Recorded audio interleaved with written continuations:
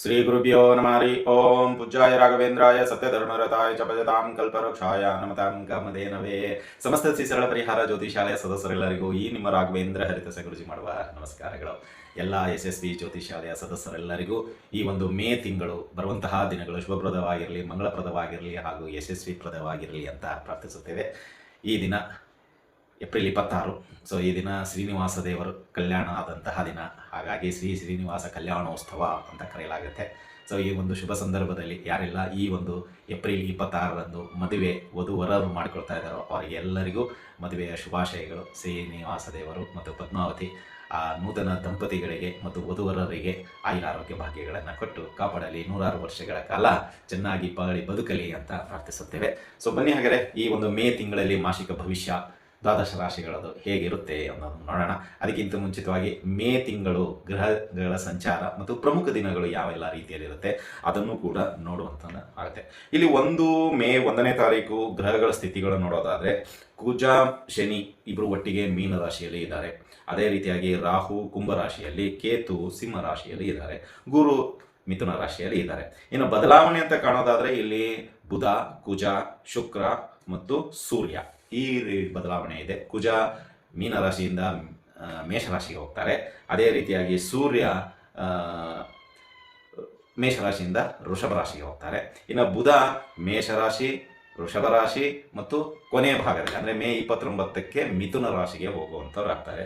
ಇನ್ನು ಶುಕ್ರನು ಕೂಡ ವೃಷಭದಿಂದ ಮಿಥುನ ರಾಶಿಗೆ ಬರುವಂಥವ್ರಾಗ್ತಾರೆ. ಇದಿಷ್ಟು ಸಂಚಾರಗನುಗುಣವಾಗಿ ಇರತಕ್ಕಂತಹ ಒಂದಿಷ್ಟು ವಿಷಯಗಳು. ಇನ್ನು ಅದೇ ರೀತಿಯಾಗಿ ಪ್ರಮುಖ ದಿನಗಳು ಅಂತ ನೋಡೋದಾದರೆ ಈ ಒಂದು ಮೇ ತಿಂಗಳಲ್ಲಿ ಸೊ ಇಲ್ಲಿ ಪ್ರಮುಖ ನೋಡೋದಾದರೆ 1ನೇ ತಾರೀಕು ಪೌರ್ಣಮಿ, ಹುಣ್ಣಿಮೆ, ಬುದ್ಧ ಪೂರ್ಣಮಿ ಅಂತ ಕರೆಯಲಾಗುತ್ತಲ್ಲ ಅದು ಇದೆ. ಸೊ ಇಲ್ಲಿ ಅದರ ನಂತರ 2ನೇ ತಾರೀಕು ನಾರದ ಜಯಂತಿ ಬರುವಂಥದ್ದಾಗುತ್ತೆ. 13ನೇ ತಾರೀಕು ಅಪಾರ ಏಕಾದಶಿ ಇದೆ. ಇನ್ನು 15ನೇ ತಾರೀಕು ವೃಷಭ ಸಂಕ್ರಾಂತಿ, ಅಂದರೆ ಇಲ್ಲಿ ಮೇಷರಾಶಿಯಿಂದ ವೃಷಭ ರಾಶಿಗೆ ಬಂದಂತಹ ಸೂರ್ಯ ಈ ಒಂದು ದಿನದಲ್ಲಿ ಇರುವಂಥದ್ದಾಗಿರುತ್ತೆ. ಇನ್ನು 16ನೇ ತಾರೀಕು ಶನಿ ಜಯಂತಿ ಇದೆ, ಜ್ಯೇಷ್ಠ ಅಮಾವಾಸ್ಯೆ ಅಂತಲೂ ಕರೆಯಲಾಗುತ್ತೆ. ಇನ್ನು ಪದ್ಮಿನಿ ಏಕಾದಶಿ 27ನೇ ತಾರೀಕು ಮೇನಲ್ಲಿದೆ, ಜ್ಯೇಷ್ಠ ಹುಣ್ಣಿಮೆ ಇದೆ. ಈ ರೀತಿಯೆಲ್ಲ ಈ ಒಂದಿಷ್ಟು ಪ್ರಮುಖ ದಿನಗಳು ಮೇ ತಿಂಗಳಲ್ಲಿ ಇದೆ. ಸೊ ಮೇ ತಿಂಗಳಲ್ಲಿ ಒಂದಿಷ್ಟು ವಿಶೇಷದೊಂದಿಗೆ ಕೂಡಿದೆ.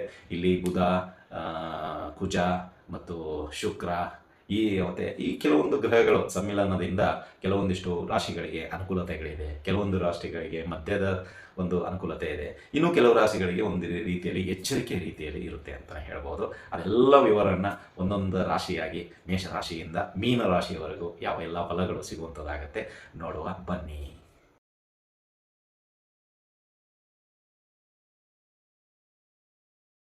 ದ್ವಾದಶ ರಾಶಿಗಳಲ್ಲಿ 5ನೇ ರಾಶಿಯಾಗಿರ್ತಕ್ಕಂತಹ ಸಿಂಹ ರಾಶಿ.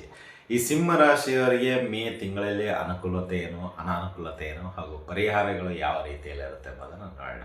ಇಲ್ಲಿ ಸಿಂಹ ರಾಶಿಯವರಿಗೆ ಈ ಒಂದು ತಿಂಗಳಲ್ಲಿ ಕಠಿಣ ಶ್ರಮ, ಪರಿಶ್ರಮ ಅಥವಾ ಹಾರ್ಡ್ ವರ್ಕ್ ಅಂತೀವಲ್ಲ ಅದು ಜಾಸ್ತಿ ಇರುತ್ತೆ ನಿಮಗೆ. ಅಂದರೆ ನಿಮ್ಮ ಕೆಲಸ ನೀವೇ ಮಾಡ್ಕೋಬೇಕು, ಕಂಪ್ನಿಯ ಕೆಲಸವನ್ನು ಕೂಡ ನೀವೇ ಸ್ವತಃ ಮಾಡಬೇಕು, ಅಥವಾ ವ್ಯಾಪಾರದಲ್ಲಿ ನಿಮ್ಮ ಕೆಲಸ ನೀವೇ ಮಾಡಬೇಕು.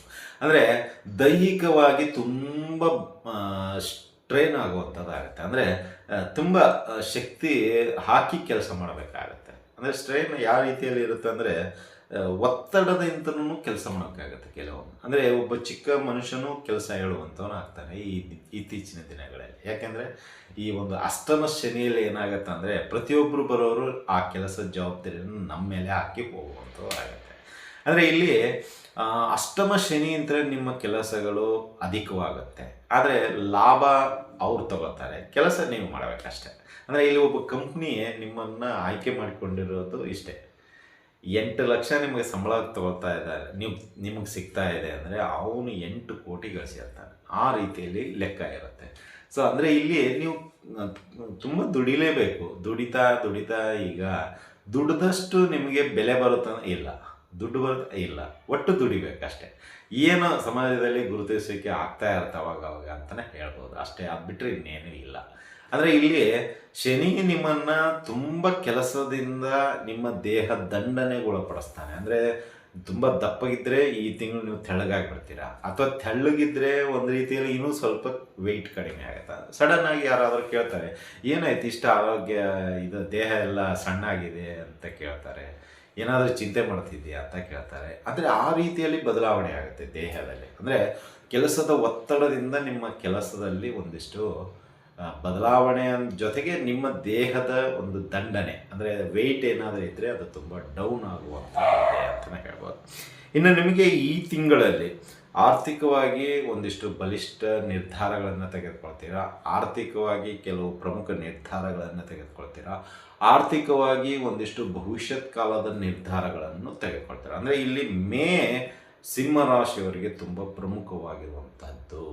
2026ಕ್ಕೆ ಮೇ ತಿಂಗಳು ಈ ಸಿಂಹರಾಶಿಯವರಿಗೆ ತುಂಬ ಒಂದು ರೀತಿಯಲ್ಲಿ ಪ್ರಮುಖ ತಿಂಗಳು ಅಂದ್ರೂ ತಪ್ಪಾಗೋದಿಲ್ಲ. ಅಂದರೆ ಒಂದಿಷ್ಟು ಪ್ರಮುಖ ನಿರ್ಧಾರಗಳನ್ನು ಈ ತಿಂಗಳಲ್ಲೇ ತೆಗೆದುಕೊಳ್ತೀರಾ. ಏನೇನು ಮಾಡಬೇಕು, ಈಗ ಮಕ್ಕಳ ವಿದ್ಯಾಭ್ಯಾಸಕ್ಕೆ ಏನಾಗಬೇಕು, ಮುಂದೆ ಭವಿಷ್ಯತ್ ಕಾಲದಲ್ಲಿ ನಮ್ಮ ಸಂಸಾರಕ್ಕೆ ಏನು ಮಾಡಬೇಕು, ಹಾಗೂ ನನ್ನ ವೃತ್ತಿ ಬದುಕಿನಲ್ಲಿ ಬದಲಾವಣೆಗೆ ಏನು ಮಾಡಬೇಕು, ವ್ಯಾಪಾರಕ್ಕೆ ಏನು ಮಾಡಬೇಕು, ಅಥವಾ ಏನಾದರೂ ನೀವು ಹೊರದೇಶಕ್ಕೆ ಅಥವಾ ಒಂದು ರಾಜ್ಯದ ಇನ್ನೊಂದು ರಾಜ್ಯಕ್ಕೆ ಎಲ್ಲಾದರೂ ಯಾತ್ರೆಗೆ ಹೋಗೋದು, ಯಾವ ರೀತಿಯಲ್ಲಿ ನಾವು ಸಿದ್ಧತೆ ಮಾಡ್ಕೋಬೇಕು, ಅಥವಾ ಅದಕ್ಕೆ ಬೇಕಾಗಿರ್ತಕ್ಕಂಥ ಬಂಡವಾಳ ಮತ್ತೊಂದು ಮಗದೊಂದು ಅದೆಲ್ಲವನ್ನು ಕೂತ್ಕೊಂಡು ಚರ್ಚೆ ಮಾಡಿ ಬಗೆಹರಿಸಿಕೊಳ್ಳುವಂಥದ್ದಾಗತ್ತೆ.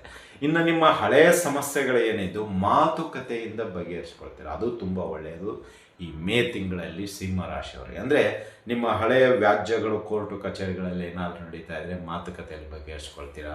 ಕೌಟುಂಬಿಕವಾಗಿ ಏನಾದರೂ ಕಹಿ ಘಟನೆ, ಅಂದರೆ ಮಾತು ಬಿಟ್ಟಿರೋದ್ರ ಇವತ್ತಾಗಿರ್ಬೋದು, ದಾಂಪತ್ಯ ಜೀವನದಲ್ಲಿ ವಿರಸ ಕಲಹದಿಂದ ದೂರ ಇರುವಂಥದ್ದಾಗಿರ್ಬೋದು, ಅದೆಲ್ಲ ಏನಾಗೋಗ್ಬಿಡುತ್ತಂದರೆ ಮೇ ತಿಂಗಳಲ್ಲಿ ಅನ್ಯೋನ್ಯತೆ ಇರಲು ಒಂದು ಪೀಠಿಕೆ ಅಥವಾ ಒಂದು ಏನಂತೀರ ಸ್ಟೇಜ್ ರೆಡಿ ಆಗುತ್ತೆ. ಆ ಒಂದು ಇದರಲ್ಲಿ ನೀವೇ ಪರಸ್ಪರ ಏನೋ ಒಪ್ಕೊಂಡು ತೊಂದರೆ ಆಗಿದರೆ ಕ್ಷಮೆ ಇರಲಿ ಅಂತ ಕೇಳಿಕೊಂಡು ಮತ್ತೆ ಸಹಜ ಜೀವನಕ್ಕೆ ಹೋಗುವಂಥದ್ದಾಗತ್ತೆ ಸಿಂಹರಾಶಿಯವರು ಅಂತ ಹೇಳ್ಬೋದು. ಅಂದರೆ ಇಲ್ಲಿ ಮೇ ತಿಂಗಳಲ್ಲಿ ಕೆಲವು ಗ್ರಹಗಳ ಬದಲಾವಣೆ ಇದ್ದರೆ ನಿಮಗೆ ಈ ತಿಂಗಳು ಒಳ್ಳೆಯ ಅನುಕೂಲಕರವನ್ನು ತಂದುಕೊಡುವಂಥದ್ದಾಗುತ್ತೆ.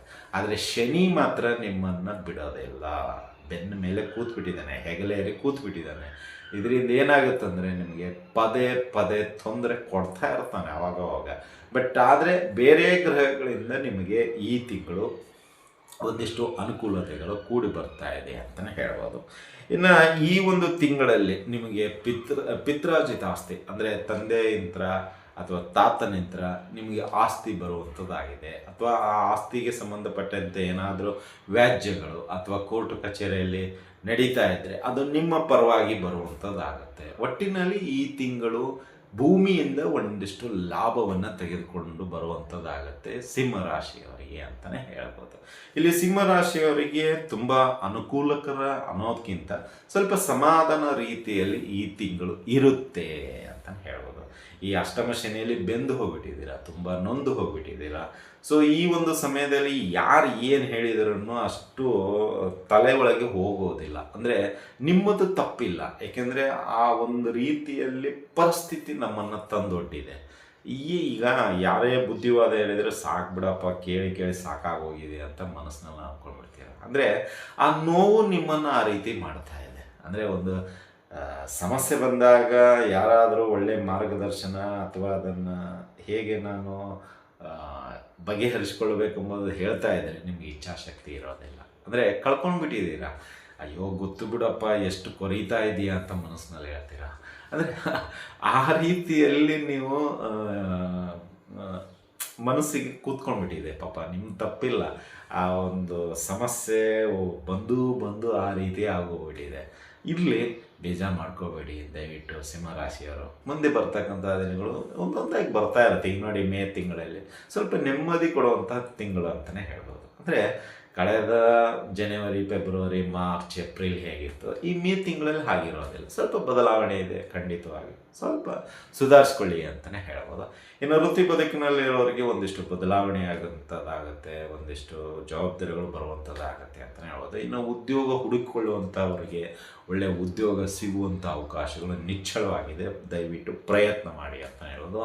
ಇನ್ನು ವ್ಯಾಪಾರಸ್ಥದಲ್ಲಿ ಇರತಕ್ಕಂಥವರಿಗೆ ಒಳ್ಳೆಯ ಅಭಿವೃದ್ಧಿ ಆಗುವಂತಹ ಮಾರ್ಗದರ್ಶನ ಮತ್ತು ಏನೋ ಒಬ್ಬರ ಸಹಾಯ ಸಿಗೋದಾಗುತ್ತೆ. ಆದರೆ ಮಾರ್ಗದರ್ಶನದಲ್ಲಿ ನಿಮಗೆ ಇಷ್ಟ ಆಗೋದಿಲ್ಲ. ಅಂದರೆ ಅವರು ಏನೇನೋ ಹೇಳ್ತಾ ಇರ್ತಾರೆ, ನೀವು ಕೇಳೋದೇ ಇಲ್ಲ. ಏನೋ ಒಂದು ಹೇಳಿ ಅದರ ಹತ್ರ ಎಸ್ಕೇಪ್ ಆಗ್ತೀರಾ, ಇಲ್ಲ ಅವ್ರು ಏನು ಹೇಳ್ತಿದ್ದಾರೆ ಏನು ಒಂದು ಅರ್ಥನೇ ಆಗೋದಿಲ್ಲ. ಅಂದರೆ ಇಂಟ್ರೆಸ್ಟ್ ಇಲ್ಲ ಅಂತ, ಆ ರೀತಿ ಇರುತ್ತೆ.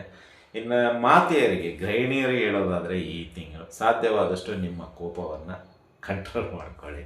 ಯಾರ ಮೇಲೂ ಹಾಕಲು ಹೋಗಬೇಡಿ, ಅಥವಾ ಯಾರನ್ನು ಅತಿಯಾಗಿ ವ್ಯಾಘ್ರ ರೂಪದಲ್ಲಿ ಅಂದರೆ ತುಂಬ ನಾರಸಿಂಹ ರೂಪದಲ್ಲಿ ಕೋಪವನ್ನು ತೋರಿಸ್ಕೊಳ್ಳಲು ಹೋಗಬೇಡಿ. ದಯವಿಟ್ಟು ಸಾಧ್ಯವಾದಷ್ಟು ಸೌಮ್ಯವಾಗಿರಿ, ಎಲ್ಲರ ಜೊತೆ ನಗುತ್ತಾ ಬಾಳಿ, ಎಲ್ಲರ ಜೊತೆ ಬೆರೀರಿ.